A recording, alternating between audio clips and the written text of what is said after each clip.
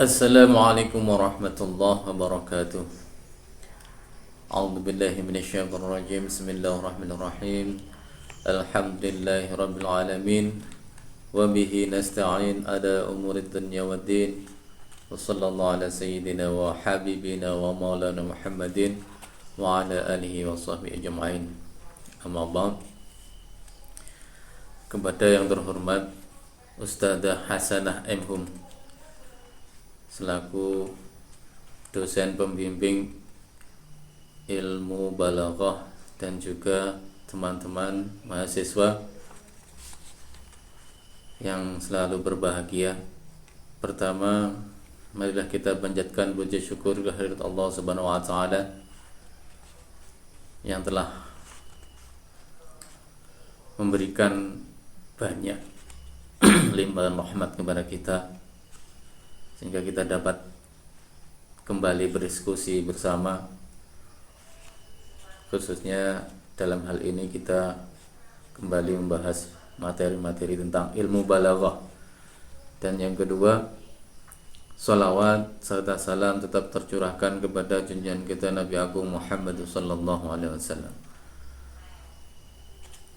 Pada kesempatan kali ini izinkan saya untuk menyampaikan lanjutan dari materi-materi sebelumnya tentang linguistik.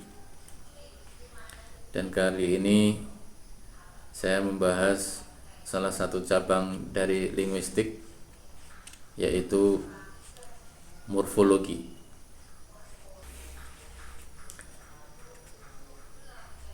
Jadi studi morfologi melibatkan analisis pembentukan kata, perubahan bentuk kata untuk mengungkapkan makna yang berbeda, serta berbagai proses morfologi seperti afiksasi, penambahan afiks, reduplikasi, pengulangan morfem, konversi, perubahan kelas kata, dan lainnya. Melalui morfologi, linguistik dapat memahami bagaimana bahasa mengatur kata-kata untuk membentuk kalimat yang bermakna. Di bawah ini kita akan mempelajari lebih jauh mengenai morfologi. Pengertian morfologi. Morfologi adalah cabang dari linguistik yang mempelajari seluk-beluk kata serta fungsi perubahan-perubahan bentuk kata itu, baik fungsi gramatikal maupun fungsi semantik. Morfologi adalah salah satu cabang linguistik yang membahas tentang struktur dan bentuk-bentuk kata dalam suatu bahasa. Istilah morfologi berasal dari bahasa Yunani, di mana morfo berarti bentuk dan logi berarti ilmu. Dalam konteks linguistik, morfologi adalah ilmu yang mempelajari bagaimana kata-kata dibentuk dari unit-unit terkecil yang disebut morfem. Menurut Atikah Gusriani dan kawan-kawan, dalam buku psikolinguistik, morfologi adalah ilmu bahasa yang mempelajari seluk-beluk kata serta fungsi perubahan-perubahan bentuk kata itu, baik fungsi gramatikal maupun fungsi semantik. Fungsi morfologi adalah membantu kita memahami bagaimana kata-kata dibentuk, bagaimana mereka mengandung makna, dan bagaimana struktur morfologis mempengaruhi komunikasi. Berikut adalah beberapa fungsi utama morfologi. 1. Pembentukan kata. Fungsi utama morfologi adalah membantu kita memahami bagaimana kata-kata dibentuk dari morfem-morfem melalui proses afiksasi, reduplikasi, konversi, komposisi, dan clipping.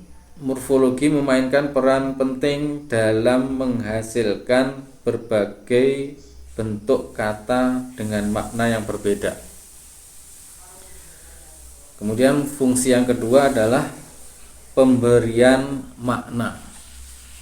Morfologi membantu memberikan makna pada kata-kata. Morfem-morfem tertentu dapat mengandung makna tertentu. Misalnya akhiran kan dalam bahasa Indonesia menunjukkan bahwa kata tersebut merupakan kata kerja yang mengindikasikan tindakan dilakukan kepada suatu objek. Kemudian yang ketiga, analisis struktur kata. Jadi fungsi morfologi yang ketiga ini, kita dapat menganalisis struktur kata untuk mengidentifikasi bagian-bagian bentuk kata seperti akar kata, awalan, dan akhiran.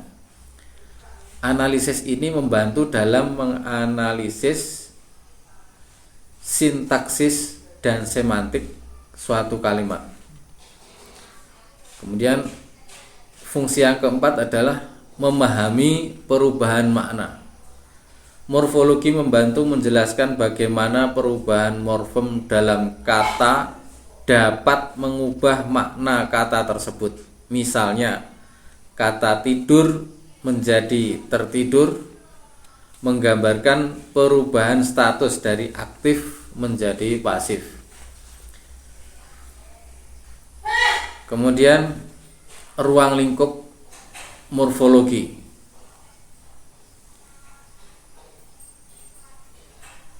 Memang morfologi merupakan alat penting dalam memahami struktur dan bentuk kata dalam bahasa.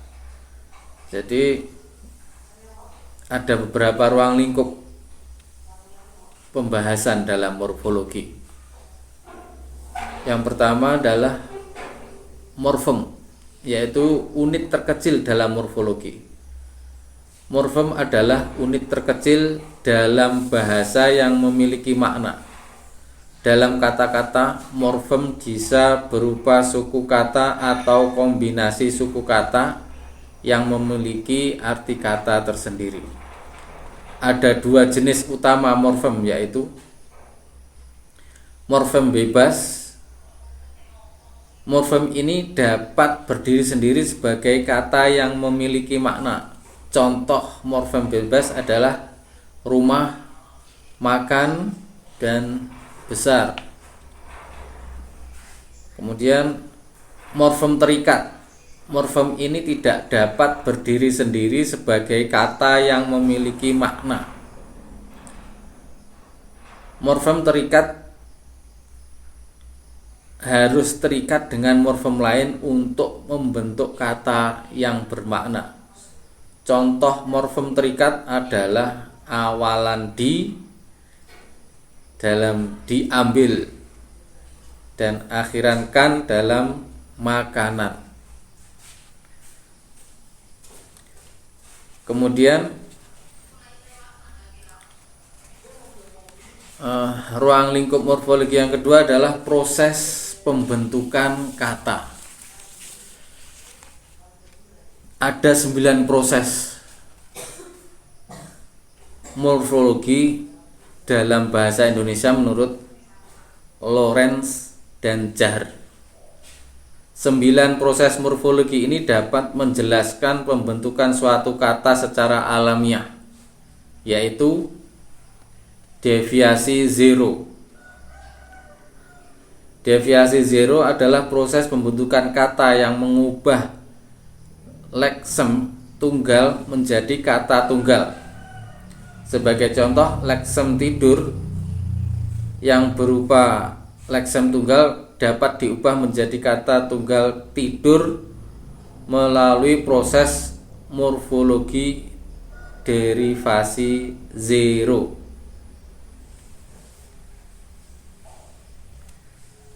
Kemudian afiksasi.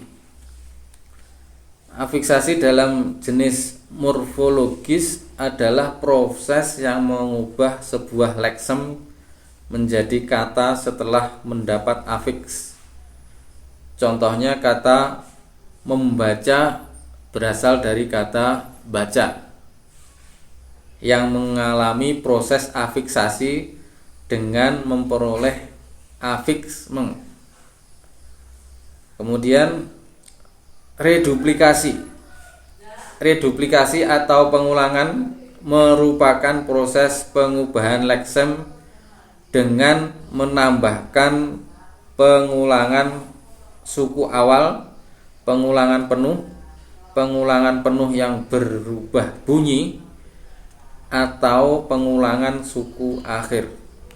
Misalnya, leksem rumah dapat dibentuk menjadi kata rumah-rumah setelah menggunakan proses morfologis dwilingga, pengulangan utuh. Kemudian proses selanjutnya komposisi. Proses pengubahan satu kata ini mengubah gabungan leksem menjadi satu kata, yakni majemuk. Misalnya, leksem sapu dan leksem tangan dapat dibentuk menjadi kata majemuk sapu tangan. Kemudian selanjutnya abreviasi. Proses pengubahan satu ini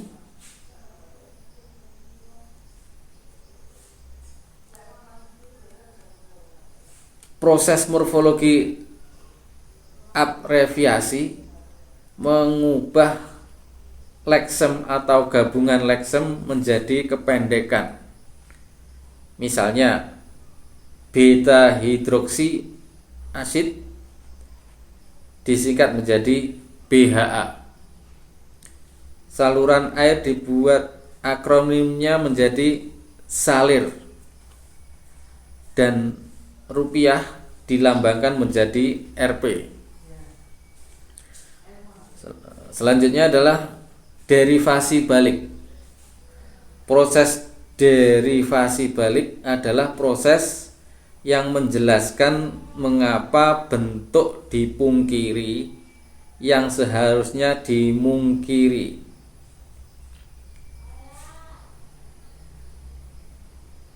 Sebagai contoh, kalimat yang benar adalah mudah-mudahan doa yang kita mohonkan dikabulkan. Bukan mudah-mudahan doa yang kita pohonkan dikabulkan. Kemudian proses selanjutnya metanalisis. Metanalisis merupakan proses yang dapat menjelaskan bentuk-bentuk dengan pramu, misalnya pramugari, pramusaji, dan pramusiwi.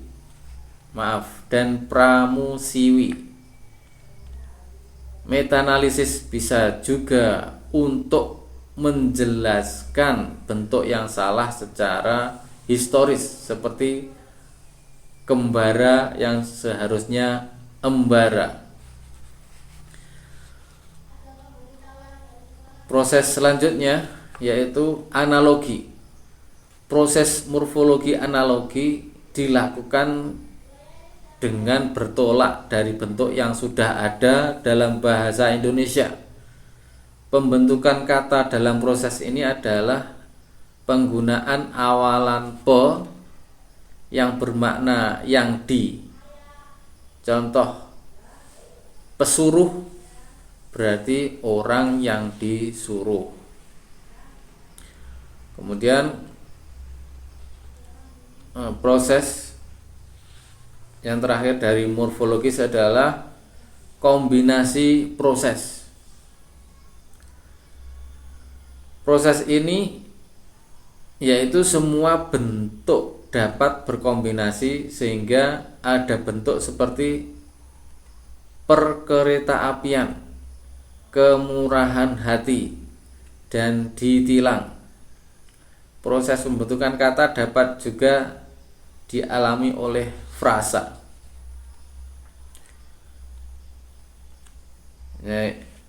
Di sini ada beberapa contoh morfologi secara lebih lanjut. Kata kucing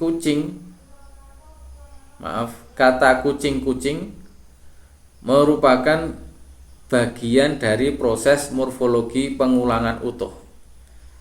Satu kata kucing menandakan hewan berbulu dan berkaki 4, sedangkan dua kata kucing menandakan bahwa hewan tersebut berjumlah lebih dari satu.